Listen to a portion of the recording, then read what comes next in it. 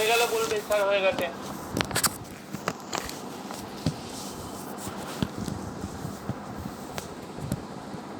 হয়ে গেছে স্যার। ওকে,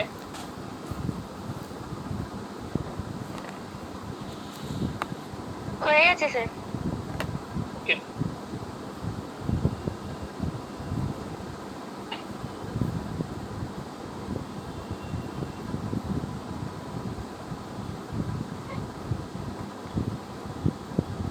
হয়ে গেছে।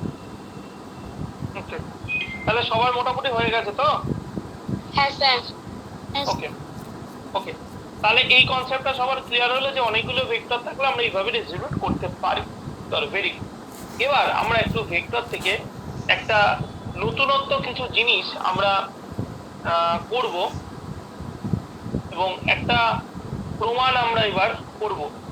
যে প্রশ্নটা এবার আমরা ডিসকাস করব এটা অনেকেরই খুব চেনা প্রশ্ন, ম্যাথামেটিক্সের খুব চেনা প্রশ্ন নিয়ে এবার একটু ডিসকাস করব আমরা। ম্যাথামেটিক্সে আমরা উপপাদ্য করতাম তো, থিওরেম প্রমাণ করতাম তো, ক্লাস 9-10-এ পড়েছো তোমরা। তো ত্রিভুজ সংক্রান্তে এরকম কি কোনো উপপাদ্য ছিল যে কোনো ত্রিভুজের যে কোনো একটি বাহুর, যে কোনো দুটি বাহুর মধ্যবিন্দু সংযোজক সরলরেখা তৃতীয় বাহুর সমান্তরাল ও অর্ধেক হয়? ছিল তো? হ্যাঁ স্যার। হ্যাঁ স্যার। ছিল। এটা তোমরা অনেক কষ্ট করে প্রমাণ করতে। তো আজ আমরা দেখি না যে ভেক্টর নাকি অনেক কিছু করতে পারে। ভেক্টর দিয়ে আদৌ এইসব রিলেশন গুলো প্রতিষ্ঠা করা যায় কিনা একবার চেষ্টা করে দেখা যাক, ঠিক আছে? তোমরা একটা কোশ্চেন লেখো যে প্রমাণ করো, কোশ্চেনটা লেখো, প্রমাণ করো ত্রিভুজের যে কোনো দুটি বাহুর মধ্যবিন্দুর সংযোজক সরলরেখা তৃতীয় বাহুর সমান্তরাল ও অর্ধেক। এটা তোমরা লিখবে। ইংরেজিতে লেখো proof that the straight line joining the midpoints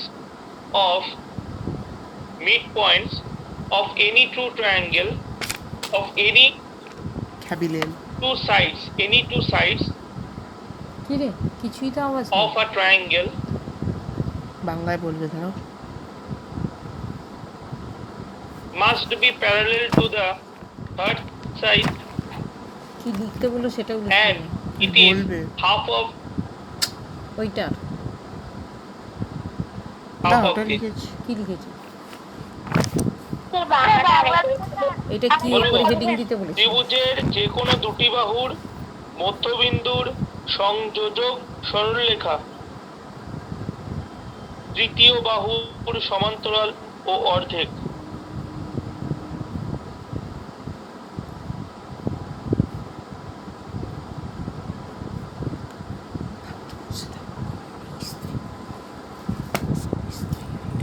sir একবার একটু বলুন ইংলিশ না বাংলা? বাংলা ত্রিভুজের যে কোনো দুটি বাহুর মধ্যবিন্দুর সংযোজক সরলরেখা তৃতীয় বাহুর সমান্তরাল ও অর্ধেক।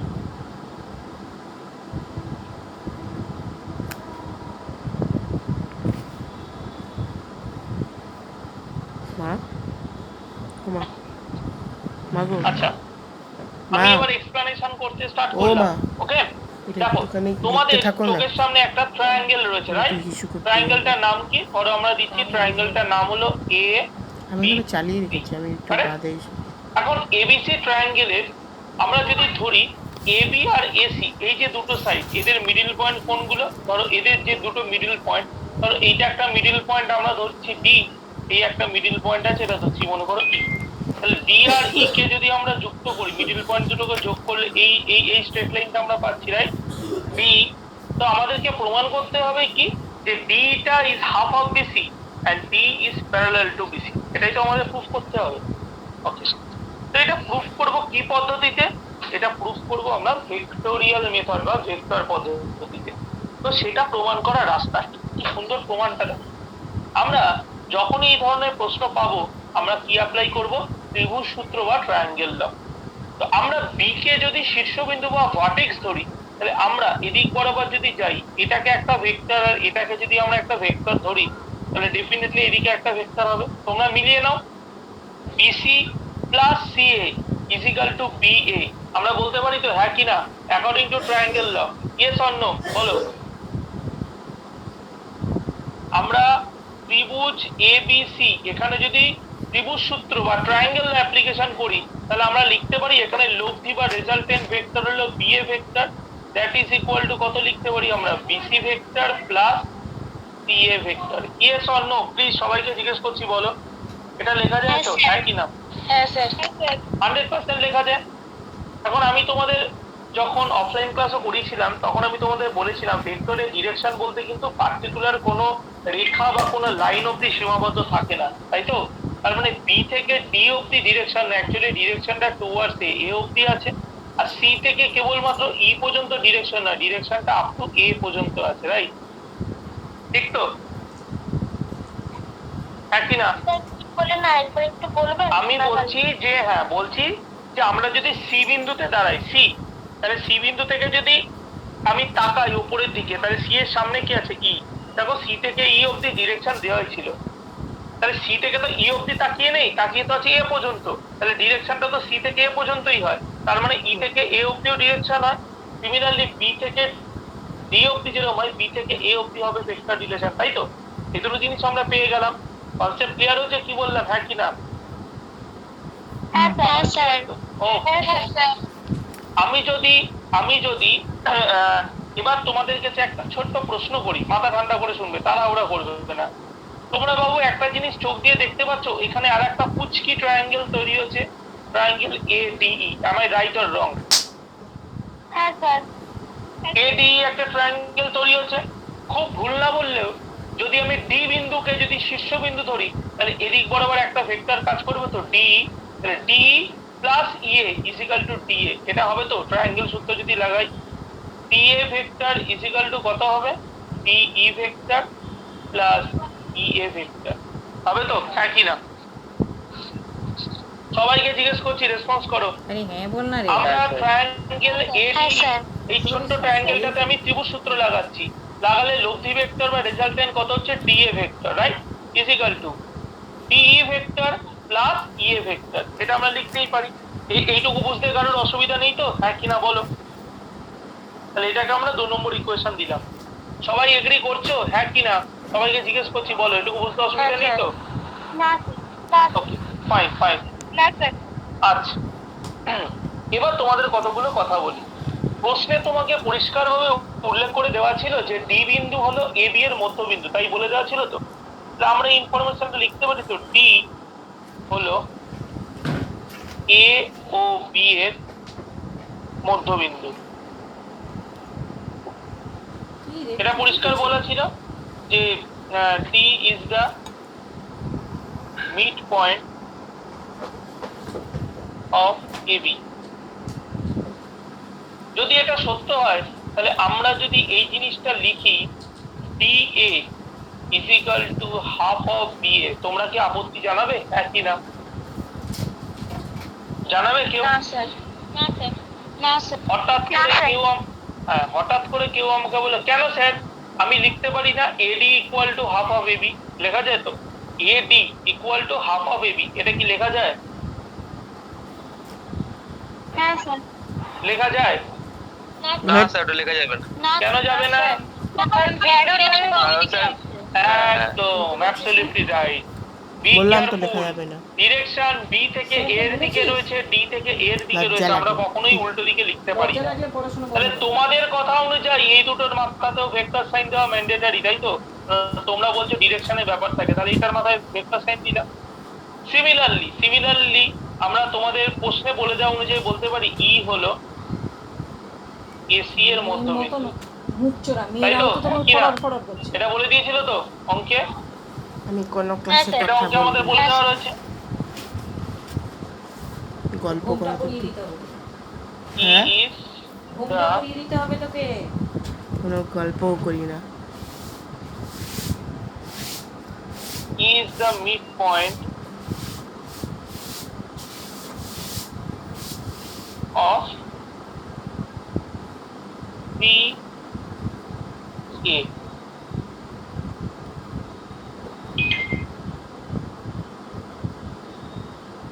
ঠিক লিখলাম তো?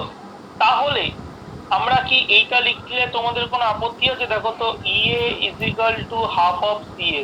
আমি রাইট অর রং? মাথায় ভেক্টর দিলাম, বলো কার আপত্তি নেই তো? কারোর কি আপত্তি আছে একটু বলো। আরে না, স্যার, হ্যাঁ এই না তো? বল। তার মানে না, sir. CA vector equal two পেলাম হাফ অফ বিএ ভেক্টর, এই তো আর রে, ইএ ভেক্টর মানে পেলাম হাফ অফ একদমই ইচ্ছা সিএ নেই। ভেক্টর। খুব ভালো কথা। আমাদের চোখের সামনে জল করছে ইকুয়েশন নাম্বার 2, যেখানে ডি এও রয়েছে ই এও রয়েছে। আমরা কি 2 নম্বর ইকুয়েশনের ডি এ এবং ই এর ভ্যালুকে সাবস্টিটিউট করতে পারি? হ্যাঁ পারি। তাহলে আমরা এবার লিখছি কি, যে 2 নং থেকে পাই ফ্রম ইকুয়েশন 2। তাহলে বসালে কত হবে? দেখো ডি এর জায়গায় কত বসাবো? Half of B A. তাহলে ডি এর জায়গায় বসাচ্ছি আমরা half of B A vector is equal to DE, এটা যেরকম আছে লিখে রাখো, ডিই লিখে রাখলাম, প্লাস ইএ মানে কত আছে? Half of C A vector, half of C A vector. সবার ক্লিয়ার হয়েছে? এবার আমরা একটা কাজ করছি, দেখো ডি ভেক্টরটাকে নিজের মতনই রাখতে দিচ্ছি, আমরা হাফ অফ সি এ কে বাদিকে নিয়ে যাচ্ছি। তাহলে কত হচ্ছে? হাফটা কমন নিলে থাকছে, এখানে বি এ ভেক্টর ছিল মাইনাস সি এ ভেক্টর। এটুকুনি বুঝতে কারোর অসুবিধা হচ্ছে? হ্যাঁ কি না একটু না। কাইন্ডলি বলো। স্যার বুঝতে পেরেছি। স্যার না স্যার। সবার ক্লিয়ার তো? স্যার হ্যাঁ স্যার। আমি যদি খুব ভুল না বলি, সবাই একদম স্ক্রিনের উপরে তাকাও, 1 নম্বর ইকুয়েশনের দিকে তাকাও। 1 নম্বর ইকুয়েশন থেকে বিসি ভেক্টর সমান সমান কি লেখা যায়? BA vector minus BA vector, হ্যাঁ কি না? এটা লেখা যায় তো? Yes or no? তোমরা বলো। হ্যাঁ স্যার। হ্যাঁ স্যার। তাহলে আমরা একটা কাজ করি, আমরা এইটাকে 1 নম্বর ইকুয়েশন দিয়ে পুট করে রাখি। তাহলে আমরা এবার লিখতে পারি from equation number 1, from equation 1 আমরা যদি বসাই, তাহলে আমরা অবভিয়াসলি বলতে পারি DE vector is equal to half of BC vector. Concept clear? Yes or no? হ্যাঁ স্যার। ওকে। হ্যাঁ স্যার। তাহলে এবার আমরা দুটো কাজ করব, দুটো বিগ কনক্লুশন দেব। যে কনসেপ্টটা তোমাদের দেব, এটার একটা কনসেপ্ট মনে রাখবে, যদি দুটো ভেক্টর পরস্পরের সাথে সমান্তরাল হয়, if the two vectors are parallel to each other, তাহলে মনে রাখবে তাদের রিলেশনটা হয়, ওই দুটো ভেক্টর পরস্পরের সাথে সমান তো হয় না, অলওয়েজ একটা vector is equal to some constant into আরেকটা ভেক্টর। মানে আমি কথার কথা বলছি, ধরো এরকম দেওয়া আছে P vector is equal to some constant into Q vector. যদি এরকম কোনোদিন রিলেশন পাও, তার মানে 100% P vector is parallel to Q vector. এটা একদম ভেক্টরের থিওরেম, মনে থাকবে। এটা ভেক্টরের একটা থিওরেম, এটা যেন মাথায় থাকে। যদি কখনো দেখো কোনো vector is equal to some constant number গুণ আরেকটা ভেক্টর, তাহলে তোমরা বুঝে যাবে যে ভেক্টর দুটো পরস্পরের সাথে সমান্তরাল। সবার কি কনসেপ্টটা ক্লিয়ার হয়েছে? Yes or no? হ্যাঁ স্যার। তো হ্যাঁ স্যার। ইকুয়েশন নাম্বার 3 লাগাতাম, যদি ইকুয়েশন 3 নিতাম, তাহলে আমরা লিখতে পারি ফ্রম 3 আমরা কি কনক্লুশন করতে পারি, যে দেখো D vector is equal to some constant মানে হাফ ইনটু বিসি। তাহলে আমরা বলতে পারি D vector is parallel to BC vector. এটা একটা প্রুফ হয়ে গেল। এবং এন্ড আমরা যদি বোথ সাইডে মডিউলাস নিই, পরমান নিই, তাহলে ডি ভেক্টরের mod is equal to half, এর তো কোনো মড হয় না, হাফ অফ বিসি ভেক্টরের মড, এটা হবে। তাহলে মডিউলাসের মধ্যে থাকা মানে আমরা পাতি লিখে দিতে পারি DE is equal to half of BC. Okay, concept clear? এটাই তো আমাদের প্রুফ করতে দিয়েছিল, 1 নম্বর আর 2 নম্বর, এই দুটোই আমাদের প্রুফ করতে দিয়েছিল। এটা একটা প্রুফ আর এটা একটা।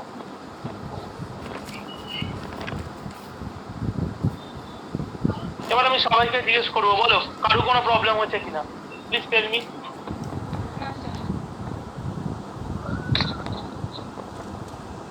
বাকি সবাইকে জিজ্ঞেস করছি, একটু রেসপন্স করো, কারোর কোনো অসুবিধা হচ্ছে বুঝতে? না স্যার। স্যার লাস্টে সমান্তরাল একবার বলবেন? অবশ্যই বলবো না। দেখো দুটো ভেক্টরের পরস্পরের সাথে সমান্তরাল, এটা তুমি বুঝবে কি করে? হ্যাঁ, একটা হতে পারে স্যার অ্যাঙ্গেলটা কত থাকলে বোঝা যায়। আমি তো এখানে অ্যাঙ্গেল বার করছি না, দুটোকে ফিজিক্যালি দেখে চিনবো কি করে? যদি কখনো দেখো কোনো একটা ভেক্টর ইজিক্যাল টু কোনো একটা কনস্ট্যান্ট সংখ্যা বা নাম্বার ইনটু একটা ভেক্টর দেওয়া আছে, তখনই আমরা এটা দেখে বুঝবো ওই ভেক্টর দুটো পরস্পরের সাথে সমান্তরাল। দেখো আমি একটা এক্সাম্পল স্ক্রিনের ডান দিকে দিয়েছিলাম যে P vector equal to some constant into Q vector, মানে কোনো একটা নাম্বার, ধরো P vector equal two 2q, একটা নাম্বার দিয়ে গুণ আছে মানে কনস্ট্যান্ট, মানে বলতে পারি P vector is parallel to Q vector, এটা রুল। তো সেরকমই আমরা এখানে প্রুফ করলাম, দেখো যে ডি ভেক্টরটা is half of BC vector, তার হাফ মানে একটা কনস্ট্যান্ট দিয়ে গুণ আছে, আমরা বলতে পারি তারা পরস্পরের সাথে সমান্তরাল। ওকে, আর তারপর যখন ম্যাগনিটিউড বা পরম মান নিলাম, পরম মান নেওয়াটা তো তোমরা জানি মডের মধ্যে লিখে দিলাম জাস্ট, এবং ওটা তো প্রুফ করেই দিয়েছি আমরা, তো D is equal to half of BC. Clear? হ্যাঁ স্যার বুঝতে পেরেছি। ওকে, বাকি কারোর কোনো ডাউটস নেই তো? ওকে, না, স্যার। ওটা নোট করে, হ্যাঁ ওকে নোট করে নাও, এই কোশ্চেনটা ইম্পর্টেন্ট কোশ্চেন, নোট করে নাও।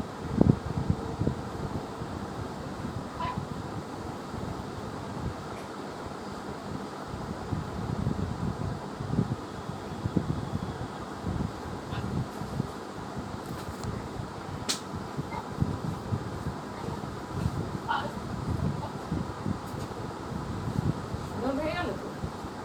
করছি, মশা কামড়াইতেছে। বসে শুয়ে থাকলে গোটা শরীর গোটা দেখিয়ে দিলে কি করে হবে? মশা কামড়াইতেছে, কামড়াবে না তোকে ইয়ে করবে, ফুল দিয়ে পূজা করবে।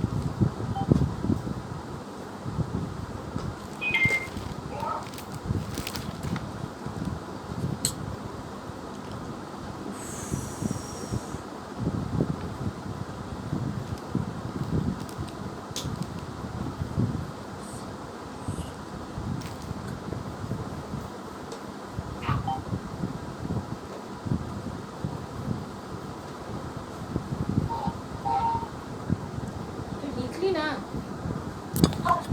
ও তো থেকে যাবে রে, তুই বুঝতে পারছিস না কেন? আমি ওটা দিলাম শুধু খালি রিভাইজ করার জন্য।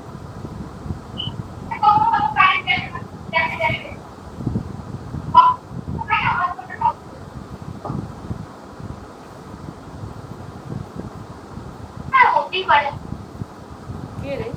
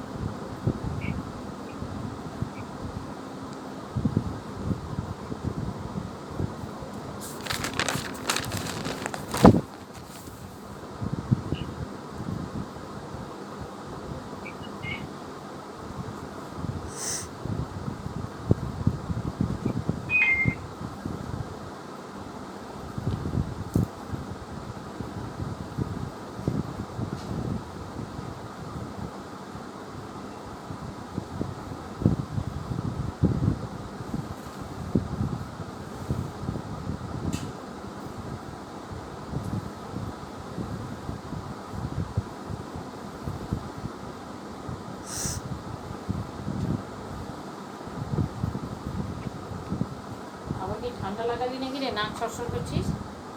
না তো, সবার হয়ে গেছে? হ্যাঁ স্যার তাহলে এই ব্যাপারটা আমাদের কনসেপ্টটা পুরো ক্লিয়ার হয়ে গেল, প্রবলেমটা এটা ভালো করে দেখবে। চলো এবার আমরা খুব মজার একটা টপিক আলোচনা করব তোমাদের সাথে। খুব মজার একটা টপিক এবার তোমাদের সাথে আলোচনা করবো। কি টপিক?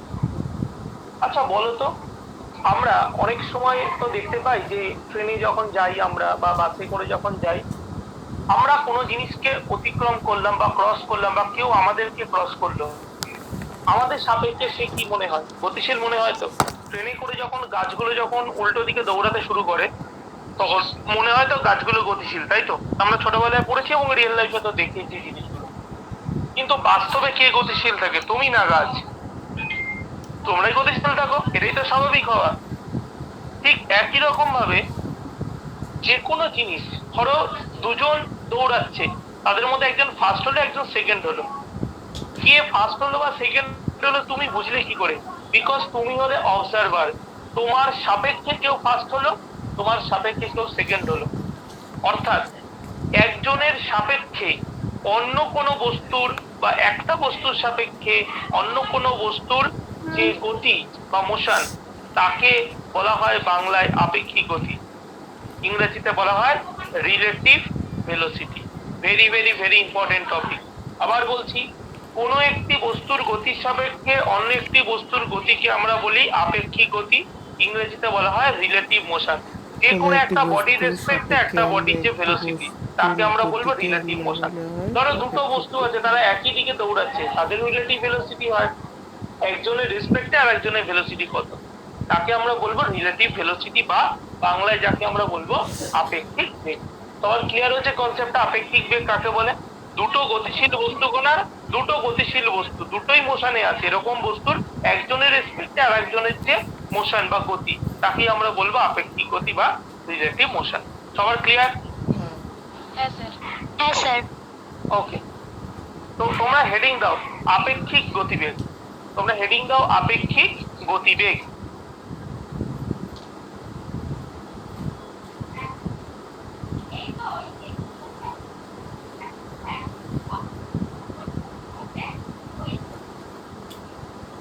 আরে কি রে করছিস না কেন রে?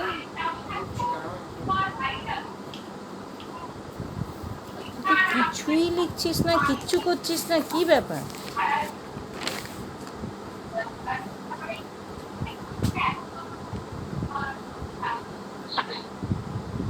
সবাই হেডিং দিয়েছো রিলেটিভ ভেলোসিটি। তাহলে কনসেপ্টটা আমি তোমাদের সাথে শেয়ার করলাম যে দুটো যদি গতিশীল বস্তু হয়, তাদের একজনের সাপেক্ষে অন্যজনের বেগকে আমরা বলি রিলেটিভ ভেলোসিটি বা আপেক্ষিক গতি। তাহলে এটাকে আমরা ফিজিক্সে কিভাবে রিপ্রেজেন্ট করব? ঠিক যেভাবে তোমাদের আমি কনসেপ্টটা শেখাবো, তোমরা ঠিক সেভাবে জিনিসটাকে অনুসরণ করো। দেখো রিলেটিভ ভেলোসিটি বুঝতে তোমাদের কোনো রকম কোনো প্রবলেম হবে না। দেখো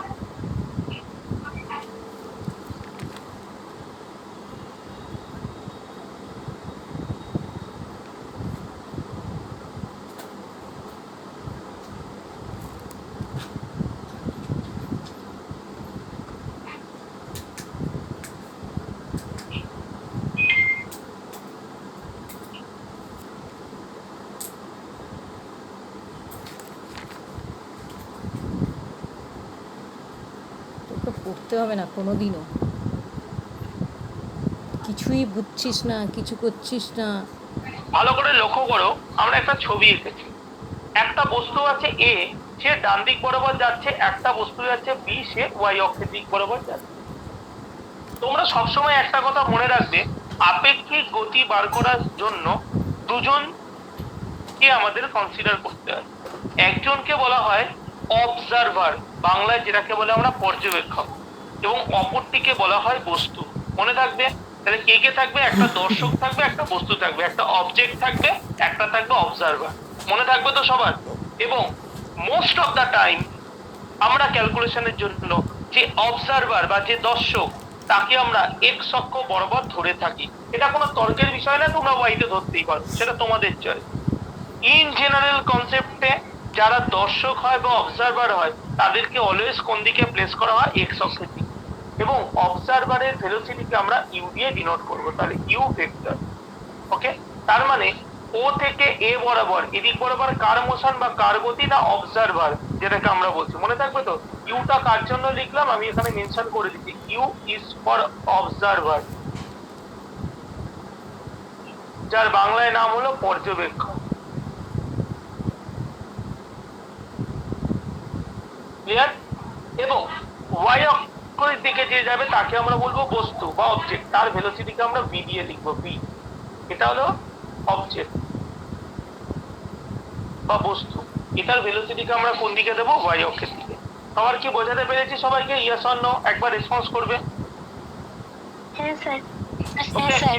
তাহলে অবজারভার বা দর্শক তাকে কোন দিকে দিতে হয় বলো? কোন দিকে দিতে হয় তাকে? এক্স অক্ষের দিকে। এক্স অক্ষের দিকে। সবাই রেসপন্স করবে, কোন দিকে দিতে হয়? এক্স অক্ষের দিকে অবজারভারকে দিতে হয়। আর বস্তু বা অবজেক্টকে কোন দিকে দিতে হয়? ওয়াই ওয়াই দিকে দিতে অক্ষের হয়। দিকে। হ্যাঁ, তো এখন প্রশ্নটা হলো যে স্যার তাহলে আমি আপেক্ষিক বেগটা বার করবো কিভাবে? হ্যাঁ, আপেক্ষিক বেগ বার করার একটা মাস্টার টিপস আছে, যেটা তোমাদের সাথে এখন আমি শেয়ার করব। আমরা যখনই আপেক্ষিক বেগ বা রিলেটিভ ভেলোসিটি বার করব, তখন প্রধান শর্ত হলো ও এ যেটা তোমার ইউ ভেক্টর আছে তার সমান ও বিপরীত করে আমি বাঁ দিক থেকে এটাকে এক্সটেন্ড করব। বোঝা গেল কথাটা? কি বললাম? কি বললো? আমরা ও এর সমান ও বিপরীত করে কি করলাম? লেফট হ্যান্ড বা বাঁ দিকে আমরা বিস্তৃত করলাম, মনে থাকবে? তাহলে তোমরা বলবে স্যার এটা তো আপনি আমাদের আগের দিনই করিয়েছিলেন আগের ক্লাসে, যেটাকে আমরা বিপরীত ভেক্টর বা এটা আমাকে অপোজিট তো ভেক্টর মিশন বলি। হচ্ছে। তাহলে 100% এটা ও। স্যার এটা মাইনাস এই নে। ইউ ভেক্টর হবে। Yes or no tell me, সবাইকে বলতে হবে। হ্যাঁ স্যার। হ্যাঁ স্যার। হবে তো? হ্যাঁ, স্যার। 100% মাইনাস ইউ ভেক্টর হলো। আমি বারবার তোদের বলতাম না, ফিজিক্সের অ্যাপ্লিকেশন গুলো খুব ইম্পর্টেন্ট ভেক্টরে। মানে দেখ তো, আমি যদি এখন মনের ইচ্ছা লাগে, আমি যদি এই জায়গাটাকে dot dot dot dot line দিয়ে এক্সটেনশন করি এবং ইউ এর সমান্তরাল করে যদি আমি dot dot dot dot line দিয়ে এদিকে যুক্ত করি, এটা কি একটা সামান্তরিক হবে? হ্যাঁ কি না বলো? Tell me quick. হ্যাঁ স্যার। হ্যাঁ স্যার। হ্যাঁ স্যার। হবে? তাহলে সামান্তরিকের বাইক ওকে খেতে যদি শীর্ষবিন্দু আমরা ধরি, তাহলে ওয়াই এর দিক বরাবর ভি ভেক্টর এবং এক্স এর বাঁ দিকে ঋণাত্মক এক্স বরাবর মাইনাস ইউ ভেক্টর, এদের লব্ধি কি এটা হবে? Yes or no tell me. হবে তো? হ্যাঁ কি না? ইয়েস। এই যে পার্টিকুলার তোমরা করলে, লব্ধি যেটা, এটাকে ডাব্লিউ ভেক্টর দিয়ে লেখা হয়, এবং এই ডাব্লিউ ভেক্টর যেটা লিখলে এই ডাব্লিউ কেই বলা হয় রিলেটিভ ভেলোসিটি। এই ডাব্লিউ ভেক্টর দিয়ে কাকে লেখা হয়? রিলেটিভ আরেকবার ভেলোসিটি, বলতে বল। বা বাংলায় যেটাকে বলছি আমরা আপেক্ষিক বেগ। আরেকবার বলতে বল। এটা আরেকবার রিপিট করতে বল।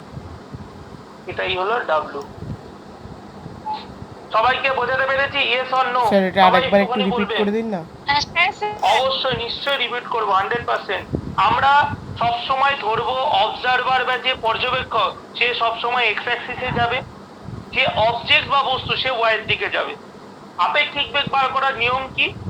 যে এক্স অক্ষের দিকে থাকবে অবভিয়াসলি অবজারভার, তাকে সমান ও বিপরীত করে ভেক্টরটা আমি লেফটে অঙ্কন করব। তাহলে অবজারভারের বেগ যদি ইউ ভেক্টর হয়, ভেলোসিটি যদি ইউ হয়, তাহলে অপোজিট দিকে যদি এক্সটেনশন করি that will be minus U vector, right? এখন আমরা একটা সামান্তরিকের ফর্মে বা প্যারালালোগ্রাম ফর্মে বানালে 100% আমরা দেখতে পাচ্ছি ওকে যদি আমরা ভার্টেক্স বা শীর্ষবিন্দু ধরি, তাহলে তার ওয়াই এর এক্সটেনশনে রয়েছে ভি ভেক্টর, আর এক্স এর নেগেটিভ এক্স এক্সটেনশনে রয়েছে মাইনাস ইউ ভেক্টর। এবং এরা যেহেতু একটা সামান্তরিক বানিয়েছে, তাই এদের যে লব্ধি বা resultant that will be denoted by W vector, তাকে ডাব্লিউ ভেক্টর দেবো।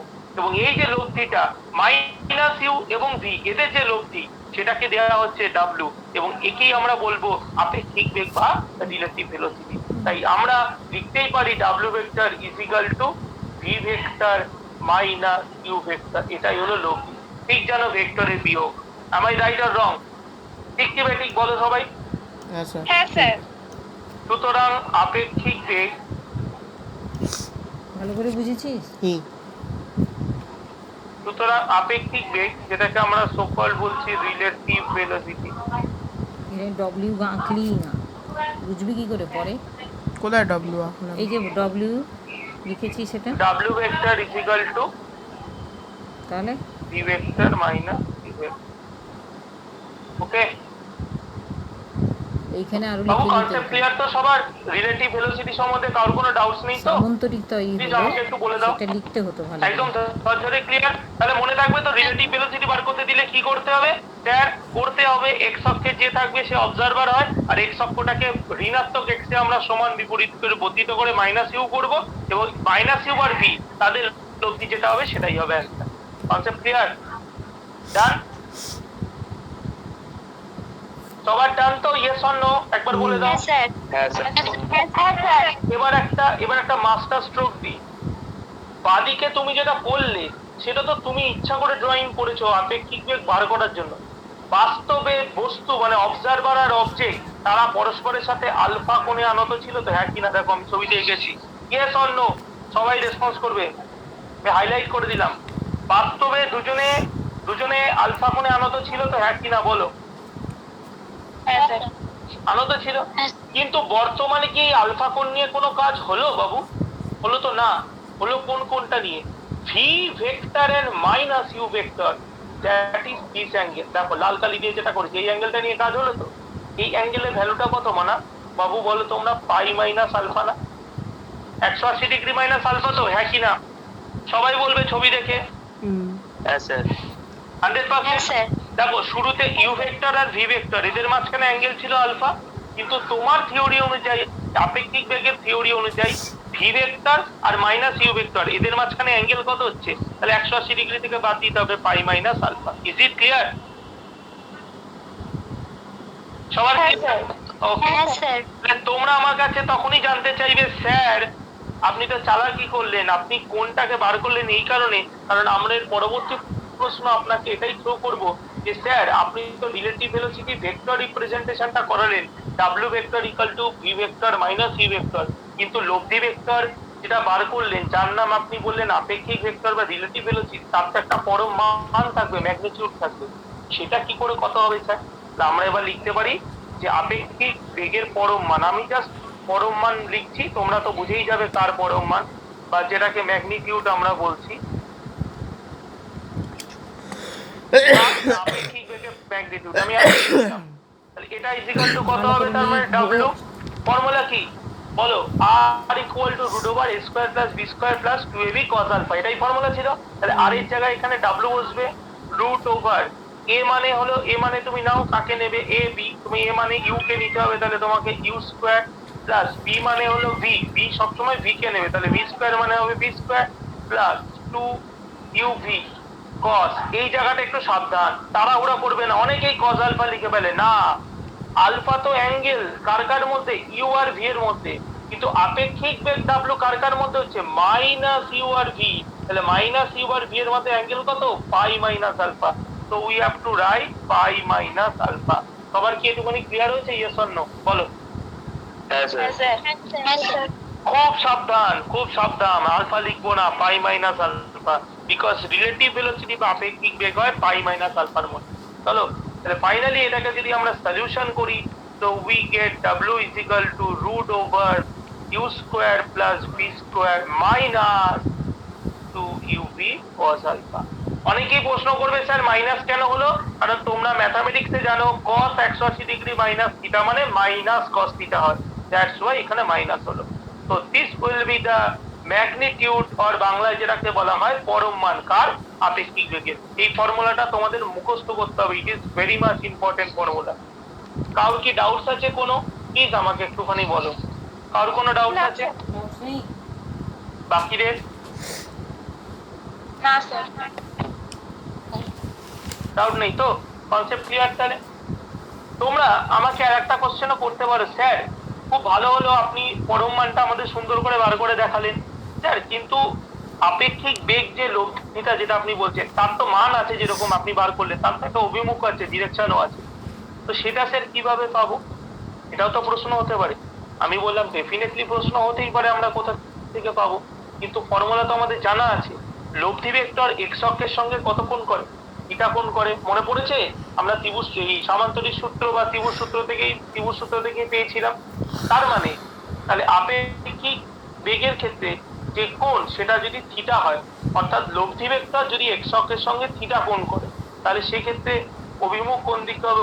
অভিমুখ বা ডিরেকশন আমরা বার করব। অভিমুখ বা ডিরেকশন কার না আপেক্ষিক বেগের। আমি আর বারবার উল্লেখ করছি না আপেক্ষিক বেগের ডিরেকশন।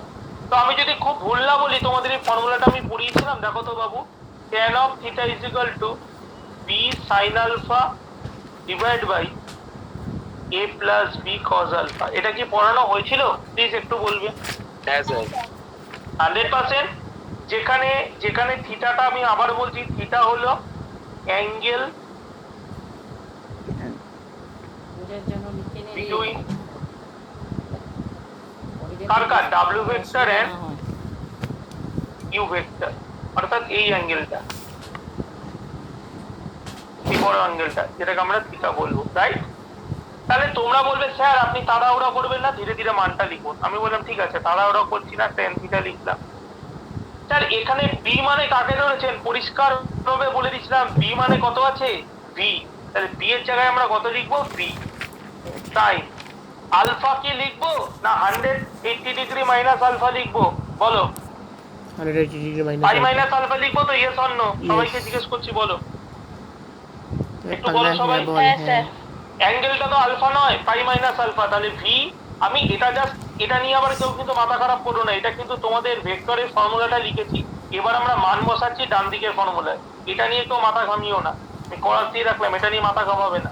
আমরা কি চাচ্ছি? tan theta equal to B মানে হলো ভি। সবসময় মনে রাখবে ওয়াইটাকে বি ধরতে হয়। তাহলে বি মানে ভি সাইন, কোন তো আলফা নয়, কোন ছিল পাই মাইনাস আলফা, লিখলাম ডিভাইড বাই এ। এ মানে তো ইউ ছিল, এ প্লাস বি মানে হলো ভি কস আলফা মানে কত হবে? Pi minus alpha. এইটুখানি যে বসিয়েছি, কারোর কোনো ডাউটস আছে আমাকে একটু বলো প্লিজ। প্রত্যেকটা স্টেপে আমি জিজ্ঞেস করছি, কারোর অসুবিধা আছে এটা?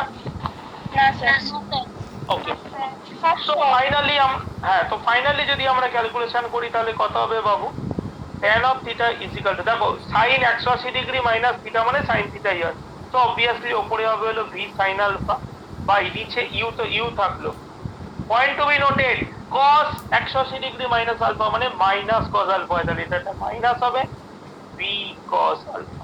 ওকে, so this will be the direction. আমরা ওখানেও tan থিটা বার করতাম, এখানেও বার করলাম। So this will be the direction of relative velocity বা আপেক্ষিক বেগের অভিমুখের ফর্মুলা হবে এটা।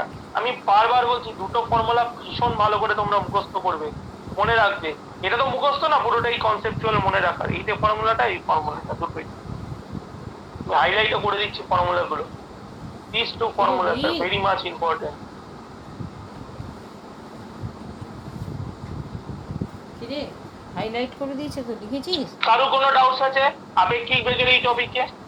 প্লিজ রেসপন্স করো। ওকে, বুঝতে পেরেছো তো বাবু সবাই? ঠিক আছে, করো, করে নাও। ছি, হয়ে গেছে আমার লাস্ট লাইন লিখি। স্যার তো এক্ষুনি লিখলো, দাঁড়াও। এই হাইলাইট কর। হাইলাইট স্যার বোঝানোর জন্য করেছে। হ্যাঁ, তুইও বোঝার জন্যই করবি, হাইলাইট কর। স্যার এই দুটো লিখতে বললো, তা আমি কি পরীক্ষায় এই দুটোই লিখে দিয়ে আসবো নাকি? স্যার যেভাবে করেছে তুইও সেভাবে হাইলাইট করতে বলেছে, মানে এটা ইম্পর্টেন্ট।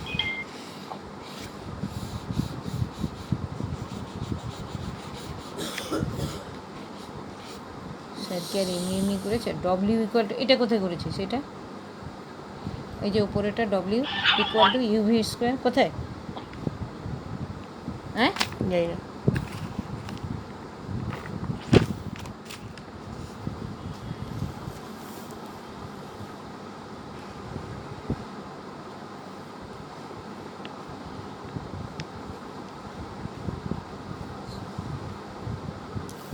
স্যার কিন্তু এমনি বসেনি, স্যার আবার পরবর্তী বোঝাবে, সেই জন্য আবার কী করে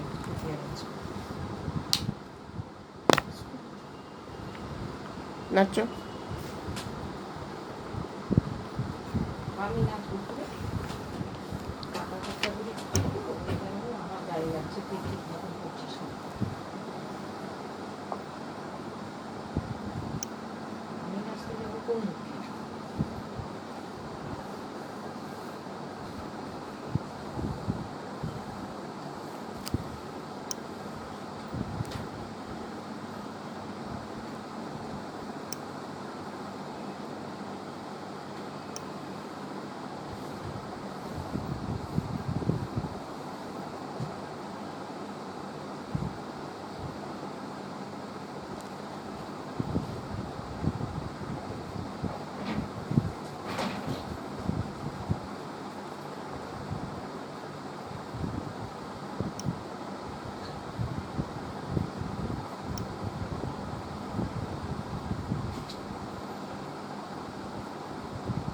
স্যার হয়ে গেছে। ওকে, স্যার হয়ে গেছে। স্যার হয়ে গেছে। ওকে।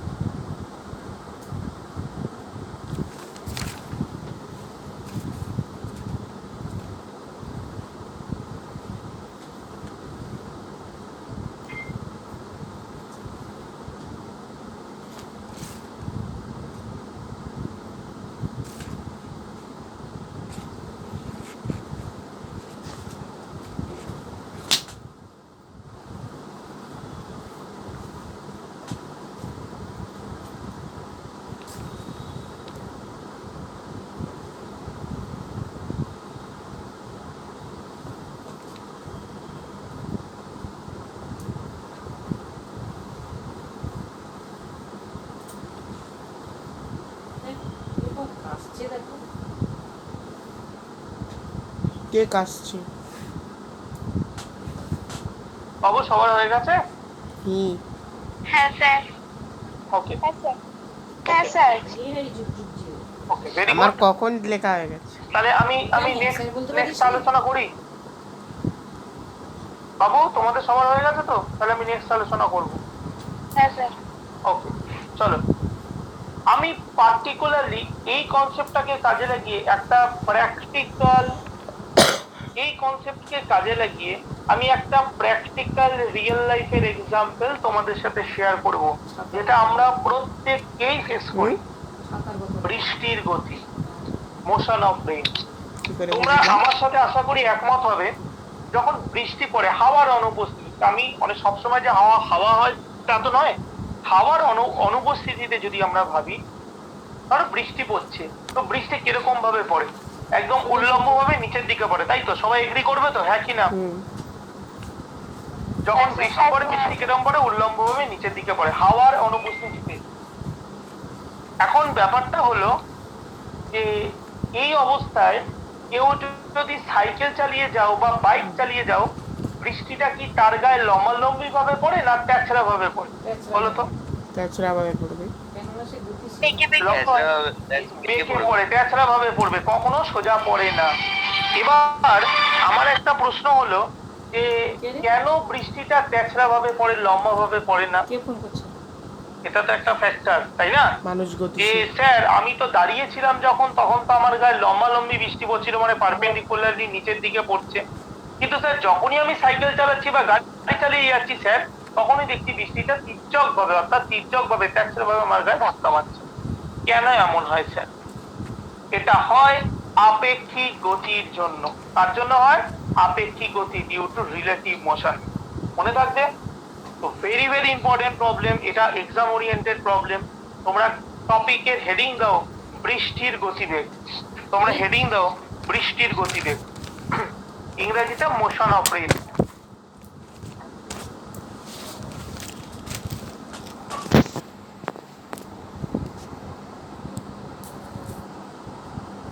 স্যার হেডিংটা কি দেবো? বৃষ্টির গতিবেগ, মোশন অফ রেইন।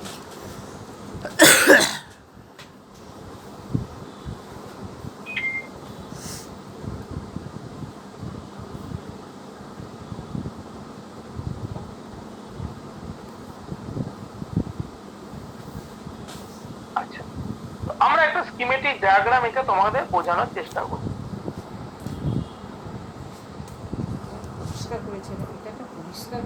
আচ্ছা, 10 দেখো, মিনিটে যদি কেউ খুব মন দিয়ে কিনছে প্রত্যেকে দেখবে। পালিয়ে যায়। প্রথমত আমি তোমাদের বলেছি অবজারভার যে থাকবে, দর্শক, সে কোন দিকে যাবে? পজিটিভ এক্সে। তাহলে আমরা কি করলাম, পজিটিভ এক্স বরাবর অবজারভার অর্থাৎ এই এদিক বরাবর আমরা কাকে করছি, দর্শক, হচ্ছে না কোনোদিন আর যেটাকে আমরা আচ্ছা, ঘর বলছি মুছে নি। অবজারভার, বলিস নি কেন তাকে আমরা এক্স অ্যাক্সিস বরাবর দিলাম। আচ্ছা, বৃষ্টি কি উপরের দিকে থাকবে না নিচের দিকে পড়বে? তোমাদের বুদ্ধি কি বলে? বৃষ্টি অলওয়েজ নিচের দিকে থাকবে, রাইট? তো বৃষ্টির ডিরেকশন কোন দিকে হবে? এইদিকে। বৃষ্টির ডিরেকশনকে আমরা দিচ্ছি ভি। ভি হলো কার গতি? বৃষ্টির গতি। এটাকে আমরা বলছি মোশন অফ রেন। কেমন? এবার তোমাকে বললাম কিসের জন্য বৃষ্টিটা আমাদের কাছে তীর্যক বা তেছড়া ভাবে লাগে, ট্যানজেনশিয়ালি পড়ে কিভাবে, ডিউ টু রিলেটিভ ভেলোসিটি বা আপেক্ষিক গতিবেগ। তাহলে আপেক্ষিক গতিবেগ যদি আমাদের করতে হয়, তার প্রধান প্রিন্সিপাল তোমাদের একটু আগে শিখিয়েছি, দর্শকের বেগ বা অবজারভার যেদিকে থাকবে ঠিক তার উল্টো দিকে সমান করে বিপরীত দিকে বর্ধিত করতে হবে, তাই তো? তাহলে আমরা এটা ধরতে পারি, দেখো তো, এদিক বরাবর যদি বাদিকে এক্সটেন্ড করি, এটা আমাদের মাইনাস ইউ ভেক্টর হবে, ইয়েস অর নো? সবাই বলো। হ্যাঁ স্যার। 100% হবে তো মাইনাস ইউ? প্রত্যেকে রেসপন্স করো। হ্যাঁ স্যার। আমাদের একটা রুল যে দর্শক বা অবজারভার যেদিকে থাকবে তার উল্টো দিকে ইকুয়াল এন্ড অপোজিট ভেক্টর বানাতে হবে। এরপর দেখবো মাইনাস ইউ এবং ভি এদের লব্ধি বার করতে হবে। এটা বার করতে গেলে কি করতে হবে, আমরা ডট ডট লাইন দিয়ে বর্ধিত করলাম, দেখো এটাকে ডট ডট লাইন দিয়ে কমপ্লিট করলাম। একটা সমান্তরিক তৈরি হয়েছে তো, হ্যাঁ কি না? সবাই রেসপন্স করবে। সমান্তরিক তৈরি হয়েছে তো? তাহলে এই যে নতুন সমান্তরিকটা তৈরি হলো মাইনাস ইউ ভেক্টর আর ভি ভেক্টর নিয়ে, এদের লব্ধি কি এটাই হবে? দেখো তো, হ্যাঁ কি না? এটাই হবে তো। এবং এটাকেই যদি আমরা এক্সটেন্ড করে দিই, এটাই হলো অ্যাকচুয়াল বৃষ্টির অভিমুখ। যখনই বস্তু সামনে দিকে এগোবে বৃষ্টি এইরকম তেছড়া ভাবে আমাদের গায়ে এসে পড়ে তো।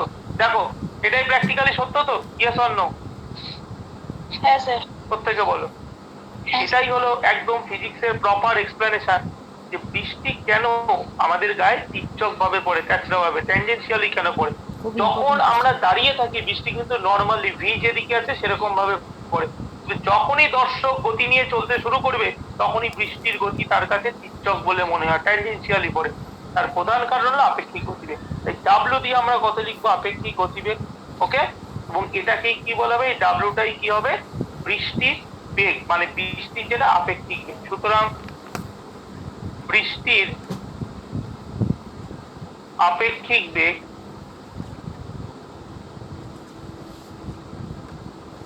যেটাকে আমরা রিলেটিভ ভেলোসিটি বলি,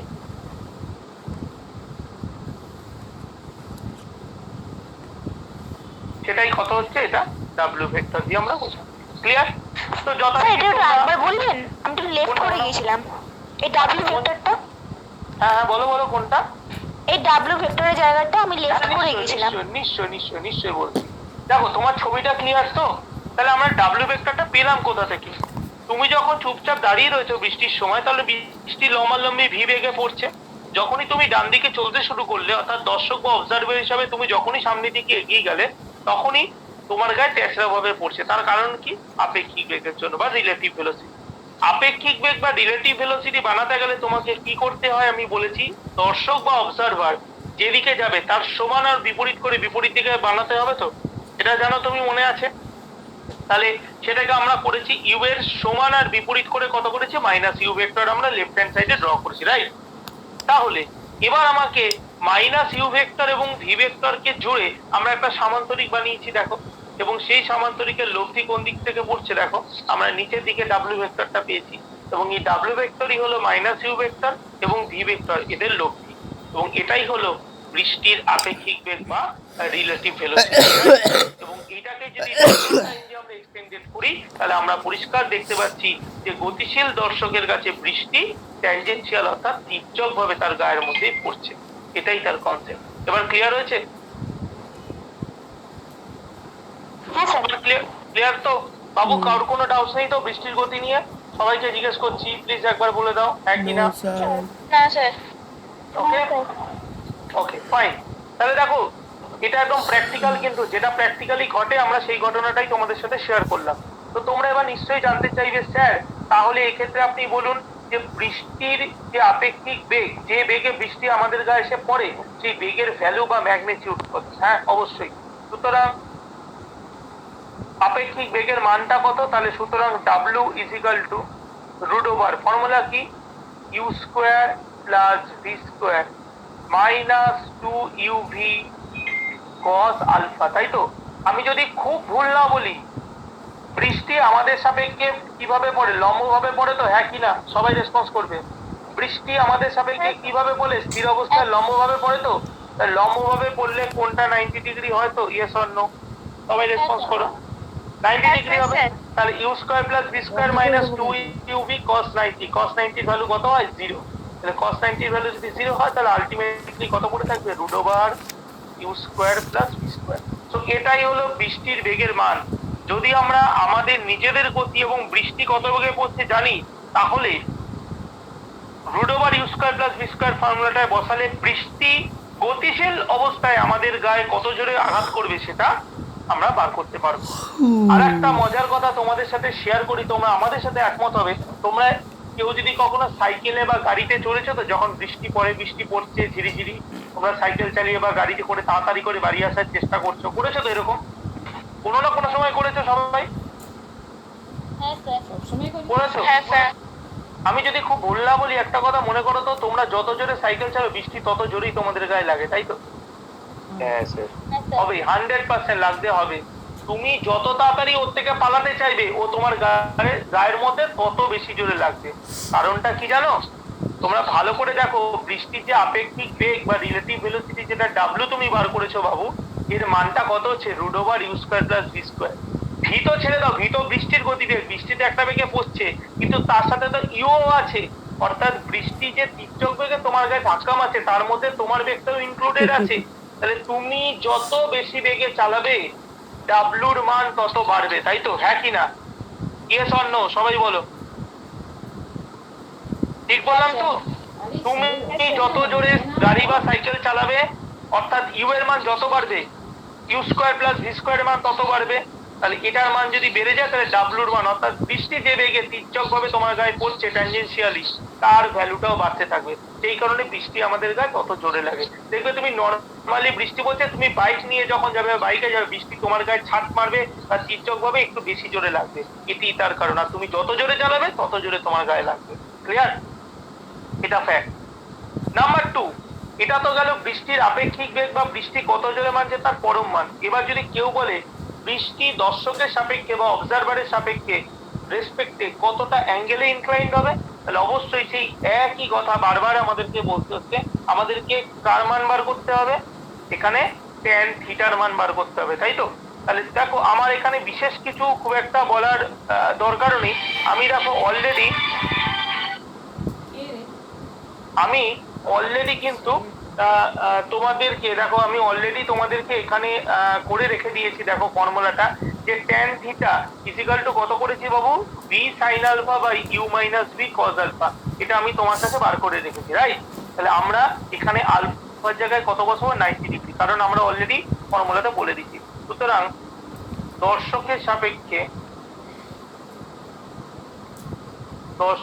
সাপেক্ষে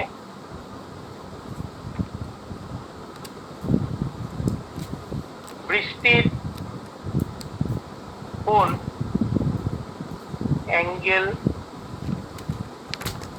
অফ রেইন আরে সঙ্গে সঙ্গে লিখে যা।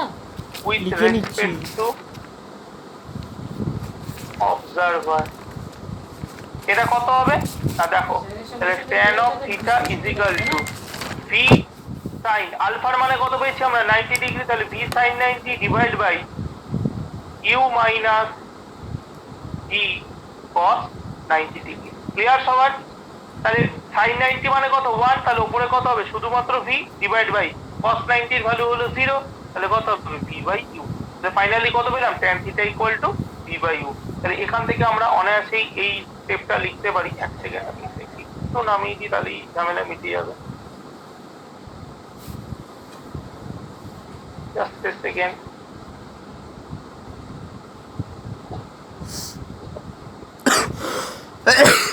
তাহলে এটা পেয়ে গেলাম। আমরা এখান থেকে ইজিলি লিখতে পারি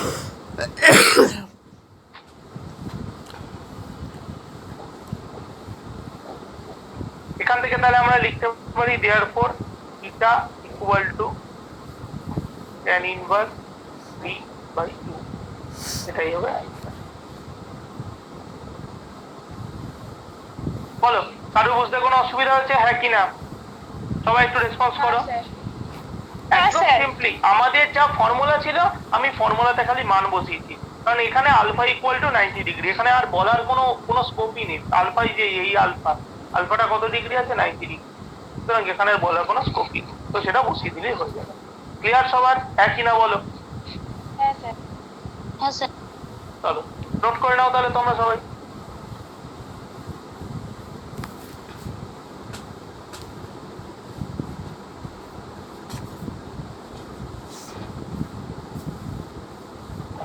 স্যার ওখানে tan theta equal to v sin 90 degree, তার নিচেরটা কি u মাইনাস v, তারপর u minus v cos alpha ছিল, কজ আলফার জায়গায় 90 ডিগ্রি, ওই কজ আলফার মধ্যে অ্যারো চিহ্ন দিয়ে 0 লিখে দিয়েছি, কারণ কজ 90 ভ্যালু 0 হয়, রাইট?